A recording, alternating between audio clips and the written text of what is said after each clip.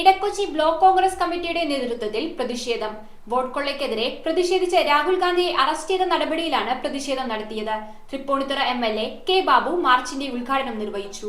Vote കൊള്ളയ്ക്കെതിരെ പ്രതികരിക്കുന്ന രാഹുൽ ഗാന്ധിയെ arrest ചെയ്ത നടപടിയിൽ ഇടക്കൊച്ചി ബ്ലോക്ക് കോൺഗ്രസ് കമ്മിറ്റിയുടെ നേതൃത്വത്തിൽ പ്രതിഷേധ മാർച്ച് സംഘടിപ്പിച്ചു. കുമ്പളങ്ങി വഴിയിൽ നിന്നും ആരംഭിച്ച് പള്ളുരുത്തി വെളിയിൽ സമാപിച്ച ജാഥ തൃപ്പൂണിത്തുറ MLA കെ ബാബു ഉദ്ഘാടനം ചെയ്തു.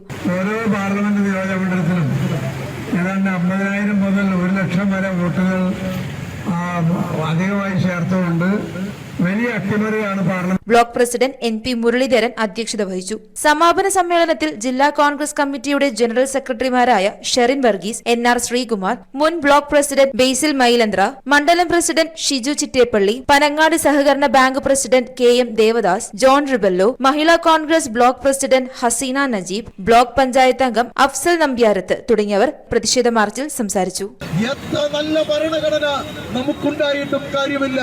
അത് തന്നെ 47-ൽ ഈ രാജ്യത്തിന് മഹാനായ ഡോക്ടർ അംബേദ്കർ നൽകിയ മുന്നറിയിപ്പാണ് ഈ രാജ്യത്ത് നിന്ന് നമ്മൾ നേരിട്ടുകൊണ്ടിരിക്കുന്നത്. News bureau, Kochi. കമ്പ്യൂട്ടറിൽ നിങ്ങളുടെ കാഴ്ച പരിശോധിക്കുവാൻ ക്വാളിഫൈഡ് ഒപ്ട്രോമെട്രിസ്റ്റിന്റെ സേവനം ലഭ്യമാണ്.